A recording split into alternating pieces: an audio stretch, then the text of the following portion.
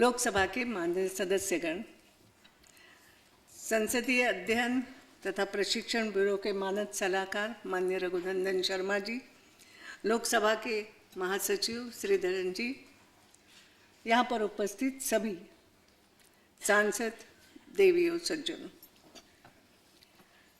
सबसे पहले मैं आप सभी का दिल से अभिनंदन करती हूँ कि इस देश की सर्वोच्च प्रतिनिधि सभा के आप सदस्य चुने गए हैं। यह 16वीं लोकसभा, जैसे अभी माननीय रघुनंदन जी ने कहा, अपने आप में एक अनूठी है।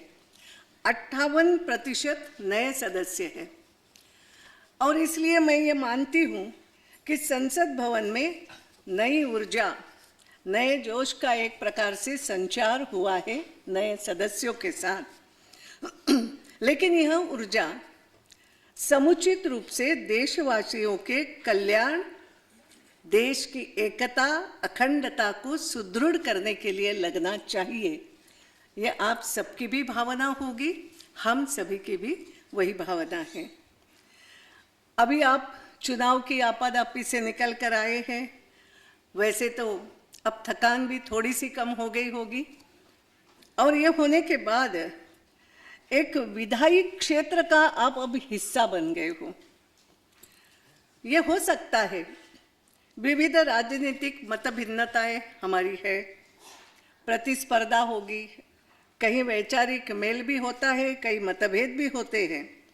ये सभी संसद की सभाओं में मौजूद तो रहेंगे और रहना भी चाहिए।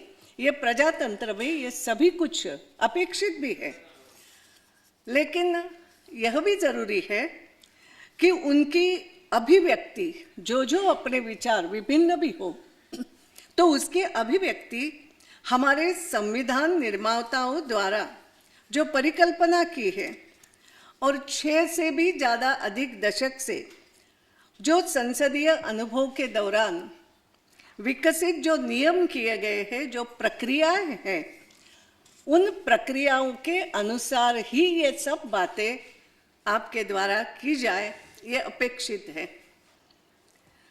और इसलिए ये इतनी बड़ी संख्या में नए सदस्यों के विचार, दृष्टिकोण, ये सभी आयाम संसदीय लोकतंत्र को और मजबूत करने में जुड़ेंगे। इसी अपेक्षा से आज ये जो प्रशिक्षण, वैसे तो आप सभी समझदार हैं, किसी को 10 लाख, किसी को 15 लाख की जनता ने निर्वाचित करके भेजा है, तो अनुभव तो आपका भी है, मगर यहाँ संसदीय प्रक्रियाओं सहित किस तरीके से बातें उठाई जाए, ये भी एक समझना जरूरी है।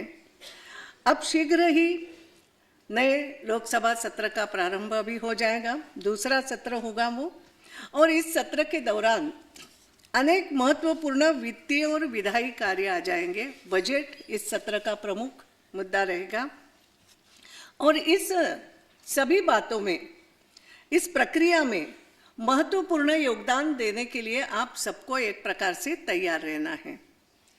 और मुझे खुशी है कि यह पहली बार निर्वाचित सदस्यों के लिए ये जो प्रशिक्षण BPST, जो हमारा bureau of parliamentary studies and training, इनके द्वारा ये जो प्रबोधन कार्यक्रम आयोजित किया है, बहुत मेहनत से हमारे सेक्रेटरी जनरल, हमारे जॉइंट सेक्रेटरी, सभी ने, हमने कई बैठकें करके ये कार्यक्रम आयोजित किया है। और इसका उद्देश्य यही है कि नवनिर्वाचित सदस्यों को प्रक्रिया, नियम, विभिन्न जो संसदीय साधन यहाँ पर उपलब्ध है। केवल नियम, प्रक्रिया, बोलना कैसे, इतनी ही बात नहीं, बोलने के लिए भी कौन कौन से साधन यहाँ पर उपलब्ध हैं, यहाँ की परंपरा क्या है, शिष्टाचार क्या होता है, छोटी छोटी बातें, कि कभी भी चेयर की तरफ पीठ नहीं करना है। आप जब भी कभी सदन में रहोगे, एक वो बात प्रमुखता से ध्यान में रखना है। और भी कई सारी बातें हैं, मगर this is the important thing कि चेयर को कभी हमारी पीठ नहीं दिखना चाहिए। कई बार हम जाते हैं, यहाँ कोई बोल रहा है, चल रहा है सदन, हम किसी से बात करने जाते हैं, या तो बीच में मंत्री से कोई टोकता नहीं, क्योंकि ये क्लासरूम नहीं है, लेकिन परंपरा है, शिष्टाचार है कि जब बात भी आप करो तो भी पीठ कभी चेयर की तरफ आपकी नहीं होना चाहिए। ये आपको अपने आप में सावधानी लेना, ऐसे कई सारे नियम हैं और इसके संदर्भ में भी एक जानकारी होना चाहिए। ये प्रशिक्षण का उद्देश्य है जो आपके लिए उपयोगी होगा। भारत के लोगों ने एक बार फिर हमारी लोकतांत्रिक प्रणाली में अपनी आस्था व्यक्त की है और इतनी बड़ी संख्या में मतदान हमारे संसदीय लोकतंत्र की शक्ति पर लोगों का अटूट विश्वास, ये इसका प्रमाण है कि लोग चाहते हैं कि आप जो भी करो प्रजातांत्रिक पद्धति से करो, आप लोगों का कल्याण करने के लिए जाओ लेकिन प्रजातांत्रिक पद्धति अपनाओ। ये कहीं ना कहीं लोगों ने जो आपको मतदान किया है इसके पीछे ये अभिप्रेत है, ये हमें ध्यान में रखना पड़ेगा। मैंने शुरू में जैसे कहा कि हम करीब करीब कोई 10 लाख, कोई 15 लाख, कोई 20 लाख, इतने लोगों का आप प्रतिनिधित्व यहाँ पर कर रहे हैं और पूरे निर्वाचन क्षेत्र के लोगों की बात करें तो ये संख्या और भी अधिक होगी। ये तो मतदाता मैं बोल रही हूँ, किसी के 15 लाख, किसी के 20 लाख, मगर संख्या अगर देखें पूरे निर्वाचन क्षेत्र की तो ज़्यादा भी हो सकती है और इन सभी का आप प्रतिनिधित्व कर रहे हैं।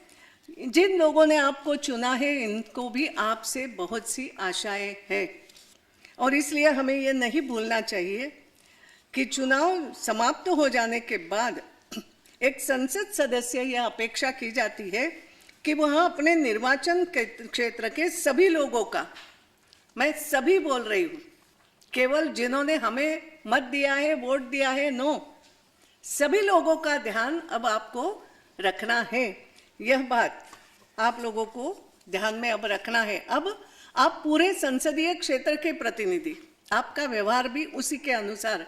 मैं थोड़ा सा अपने अनुभवों के आधार पर बीच बीच में कुछ बोल रही हूँ, लिखित भाषण को जोड़ के, कि सभी का प्रतिनिधित्व। Now you are representing the whole constituency. तो संसद सदस्य अपने विरोधी हो, राजनीतिक दृष्टि से तटस्थ भी व्यक्ति कई बार होते हैं कि हम किसी भी दल से नहीं जुड़े हुए हैं, मगर हम अच्छे काम करने वाले को पहचानना चाहते हैं, हम अच्छे काम करने वाले के साथ हैं। ऐसे भी लोग होते हैं, आप उनका भी ध्यान ज़्यादा रखें। राजनीतिक क्षेत्र में हो सकता है फिक्स वोटिंग, हम कहते हैं ना कि इस बूथ पर तो इतने वोट इस पक्ष को मिलेंगे, इतने इस पक्ष को, इट इज़ फिक्स। मगर उसके अलावा भी हम उसको कहते हैं ऑन द फेंस बैठे हुए लोग हैं। वो देख के देते हैं कि ये व्यक्ति काम कैसे करेगा, इसका अनुभव क्या, ये बोलता कैसे है, ये किस तरीके से समस्याएं सुलझाता है, संसद में भी ये किस तरीके से अपनी बात रखेंगे, क्या कर रहे हैं। तो ऐसे भी इनके लिए भी हम जवाबदेह हैं, ये भी बहुत मायने रखते हैं। तो ये ट्रेनिंग का ये है, ये उद्देश्य भी एक प्रकार से यही है।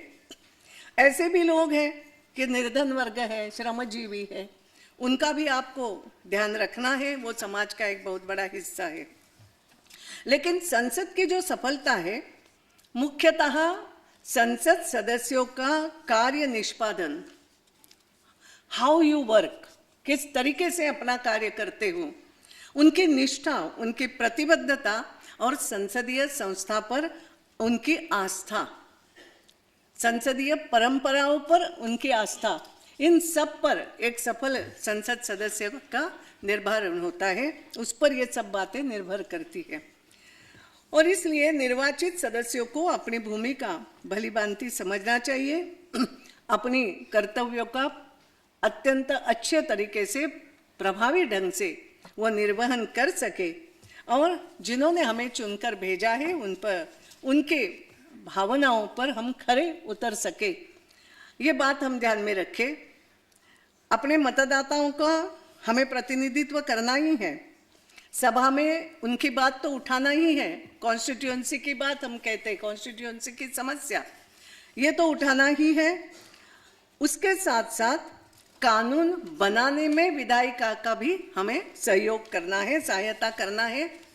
एक सरकार, जवाबदेह सरकार कैसी बने, अगर हम विरोधी पक्ष में बैठने वाले हैं तो एक सरकार जवाबदेह सरकार के रूप में कैसे काम कर सके, उस पर भी हमें जागरूक होकर के ध्यान रखना है। बट दैट डजंट मीन कि हल्ला गुल्ला करे, नो, हमें सरकार को पकड़ते आना चाहिए। हमें पिन पॉइंट प्रश्न, वो बाद में आपको जो अलग अलग सत्र हो जाएंगे उनको समझाएंगे कि पिन पॉइंट प्रश्न जिससे हमारा उत्तर कैसे आ जाए, या अगर सरकार कुछ ठीक नहीं कर रही है किसी योजना के लिए तो हम कैसे उसको हैमर करें कि वो ठीक उत्तर देने के लिए जवाबदेह बन जाए। तो स्टडी इस तरीके का आपको करना है और आपका बोलना ऐसा प्रभावी बनाना है।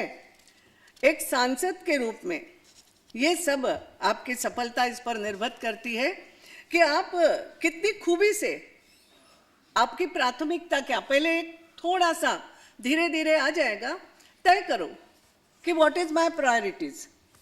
प्रायोरिटीज अपने क्षेत्र के लिए फॉर आवर कॉन्स्टिट्यूएंसी, प्रायोरिटी स्तर पे कौन सी प्रश्न में कॉन्स्टिट्यूएंसी के सुलझाना चाहती हूँ जो केंद्र से संदर्भित है, सेंट्रल गवर्नमेंट से संदर्भित है, ऐसी कौन सी प्राथमिक सुविधाएं मैं अपने क्षेत्र को देना चाहता हूँ, या कोई ऐसे प्रश्न, तो प्रायोरिटीज उसकी भी तय करो।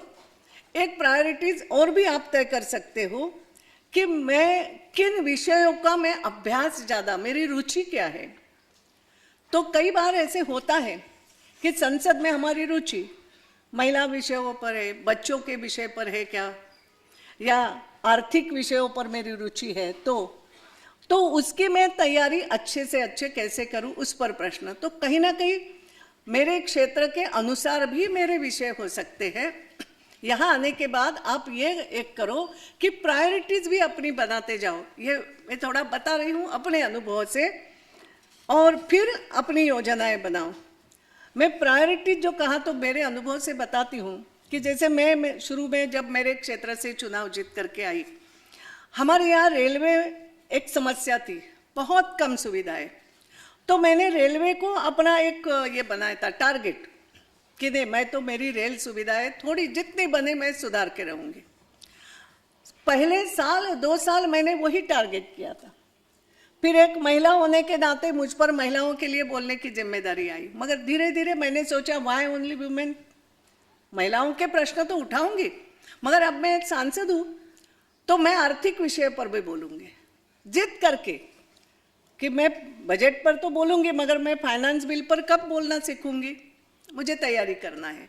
मैंने अपने दल के नेताओं को कहा इस बार मुझे फाइनेंस बिल पे, बोले आप बोलोगी फाइनेंस बिल पे, मैंने कहा बोलूँगी, मैं तैयारी करूँगी। ये जिद आप लोगों में होना चाहिए कि अपने तो विषय है ही, दूसरे विषय मगर वो बहुत अभ्यास करके we can.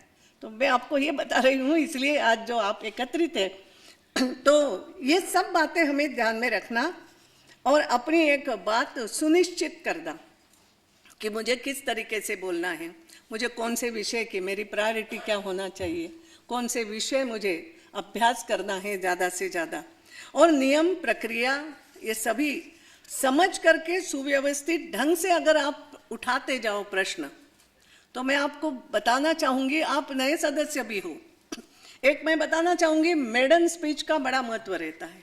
You must be knowing maiden speech, कि प्रथम बार आप संसद में जो बोलोगे किसी एक विषय को, जैसे बजट सत्र में आपको बोलने का चांस मिला और किसी विषय, वो मेडन स्पीच बहुत महत्वपूर्ण माना जाता है। उसमें आपको थोड़ी सहूलियत भी मिलती है कि अगर 5 मिनट का समय है तो हम वहाँ से चेयर से कहते हैं कि नहीं मेडन स्पीच है 7 मिनट बोलने दो, चलेगा, थोड़ा सा अच्छे।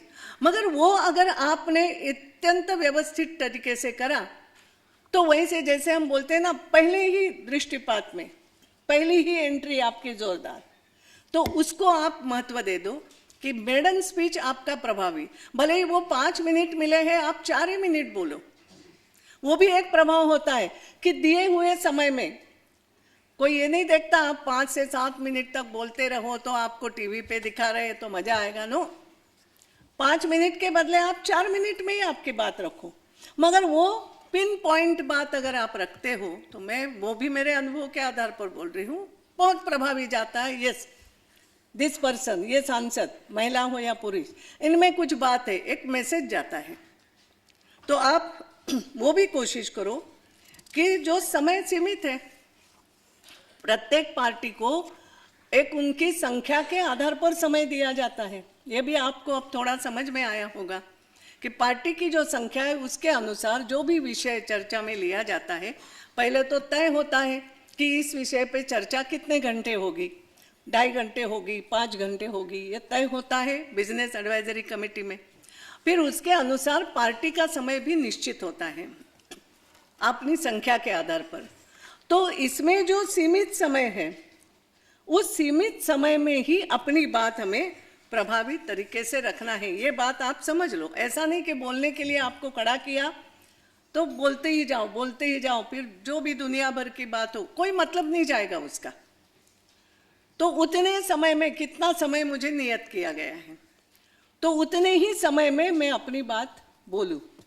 ये सबसे बड़ी, और उस कला को आप हासिल करें। ये जो आज हम ट्रेनिंग लगा रहे हैं, आपका जो 2 दिन का चलेगा, आप प्रश्न भी पूछो। जो भी सदस्य आएंगे यहाँ भाषण देने, हमने वो भी रखा है समय कि you can ask them question answer भी थोड़ी देर चलेगा। मगर आप इस बात को थोड़ा सा सबने ध्यान में रखना है कि वो तय समय में मैं ऐसी कला मुझे हासिल करना है। इसके पहले आप चुनाव में जब भाषण करने गए, कोई आपको रोकने वाला था नहीं। जितने देर माइक चलता रहे, आप बोलते गए और सभी विषय को बोलने की कोशिश करी, जितना भी आपको बोलना। मगर यहाँ ऐसा नहीं है। पर्टिकुलर जो विषय है, उस विषय पर भी सीमित समय में आपको अपनी बात रखना है। ये बात हम ध्यान में रखें, ऐसा मुझे लगता है। एक बात और है, मैं भी अब 89 से मैं सांसद हूँ, आप लोग जानते हैं। कई बार ऐसे होता है, चेयर तरफ से बोला ही जाता है बैठो बैठो बैठो, हम बोलते ही जा रहे हैं। इसमें एक बात मैं आपको अपने अनुभव के, हम भी थोड़ा सा ज़्यादा कभी बोले होंगे। हम डिमांड करते हैं चेयर से बस 2 मिनट और देना, ऐसा 1-2 बार डिमांड करते हैं, नहीं ऐसा नहीं। मगर मैं मेरे अनुभव के आधार पर बताती हूँ, बार बार अगर ये हो जाएगा कि अरे अपना समय हो गया बैठ जाओ, तो हम भी डिस्टर्ब होते हैं, क्योंकि चेयर से तो उनको तो समय में काम करना है। तो आपके अपने भी जो पॉइंट्स है वो गड़बड़ होने लगते हैं। ये मेरा भी अनुभव, मैं भी कई बार हुआ है। आप जैसी मैं भी सामान्य सदस्य, तो मैं बोलती रहती थी शुरू में, बस सर 5 मिनट, अभी 2 मिनट में ख़त्म कर। फिर मेरे बात ध्यान में आई कि इसमें मैं मेरा आगे का मुद्दा भूल रही हूँ। फिर मुझे देखने में समय लग जाता है कि क्या बोलना है। बजाय उसके अगर मिला है समय, उतने में ही बोलो, आधा मिनट ऊपर बोलो, ठीक समझ में आती है बात।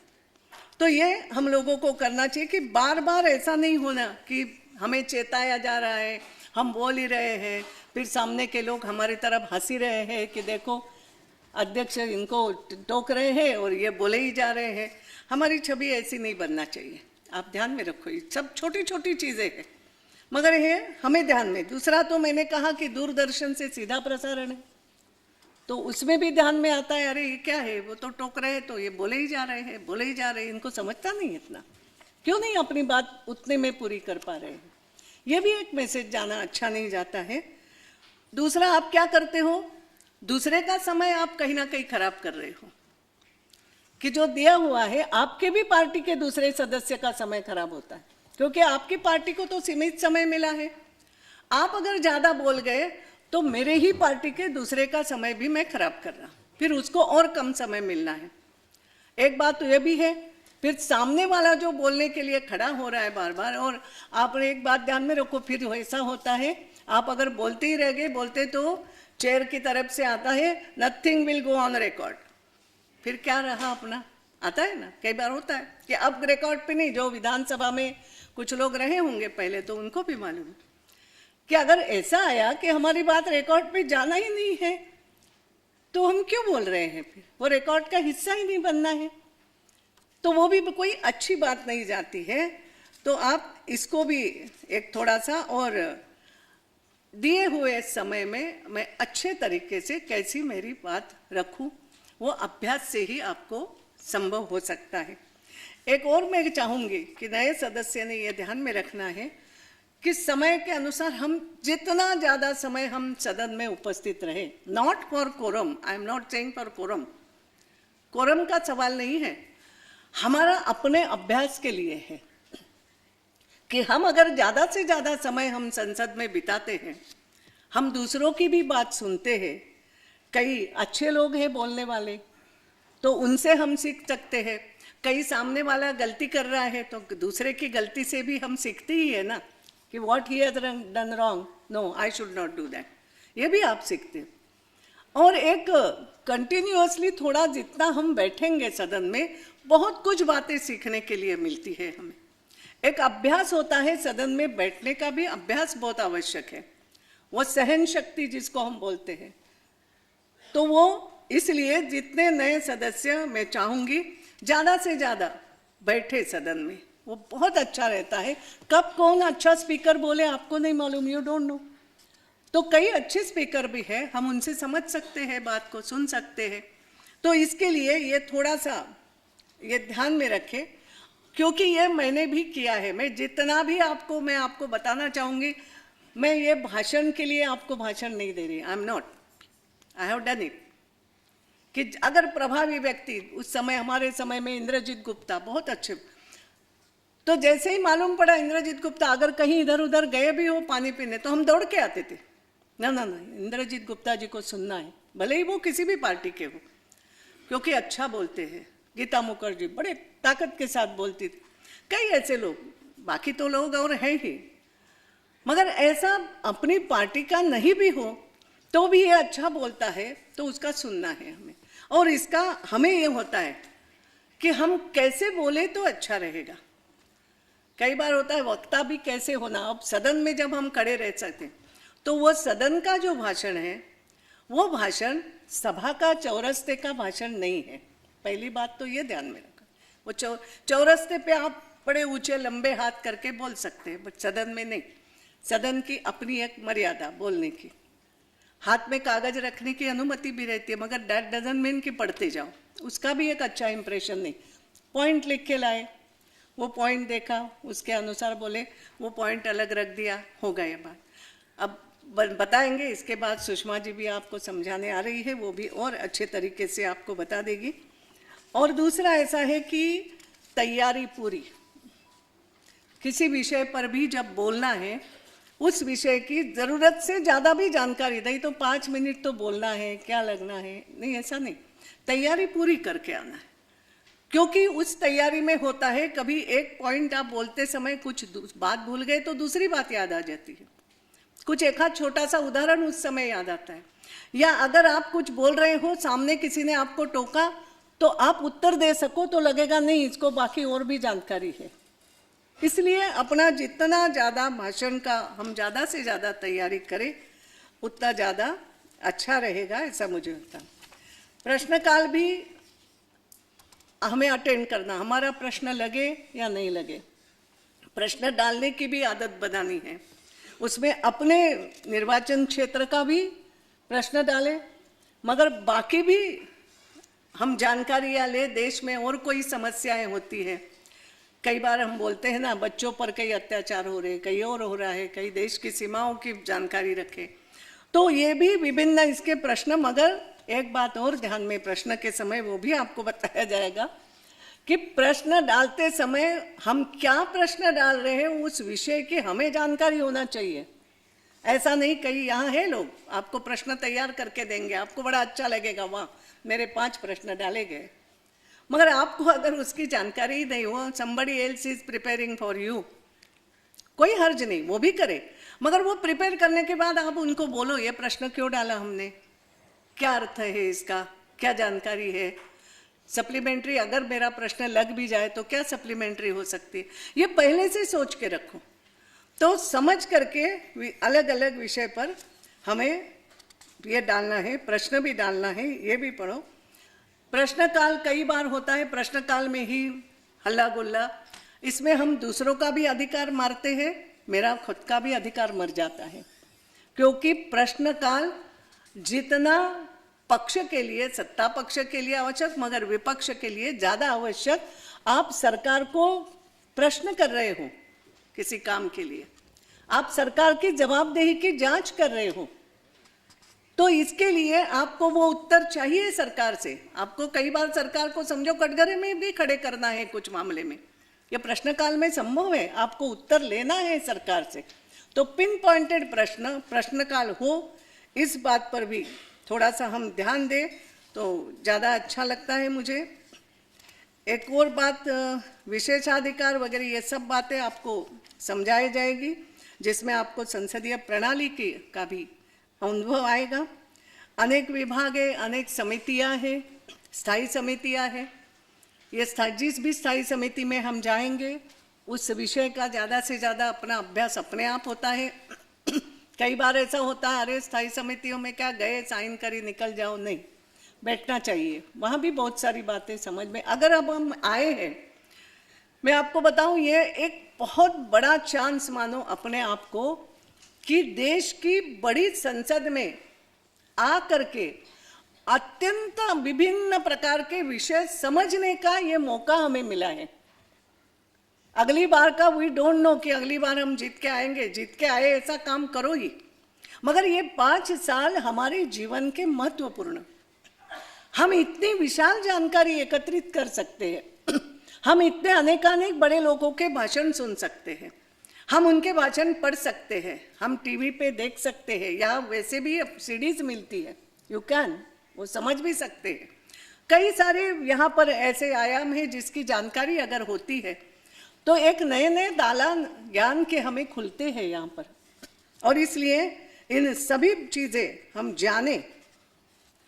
एक बात मैं आपको बताना चाहूँगी कि आज हमने इस इश पे, हमने और हमारे सेक्रेटरी जनरल ने एक व्यवस्था आपके लिए की है। कल, अभी तक ट्रेनिंग में वो साधारणतया नहीं होती रही, केवल विभिन्न विषयों पर चर्चा करके छोड़ देते, तो हमने ये किया है, हमने कहा कि आपको जानकारी होना चाहिए कि संसद में क्या क्या है। मैंने जैसे अभी कहा ना, बहुत बड़ा स्वरूप है संसद की लाइब्रेरी, बहुत कम सदस्य उसमें, हमें समय ही नहीं, हमें लगता है हमें समय ही नहीं है, कब जाए लाइब्रेरी में, कब जाए बैठे, समय ही नहीं। एक बात समझ लो, जिंदगी में चाहे जितना समय उपलब्ध भी होता है अपनी बात के लिए, अगर हमें जाना है, कहीं जाना है तो हम चले ही जाते हैं, ये भी आपको मालूम है।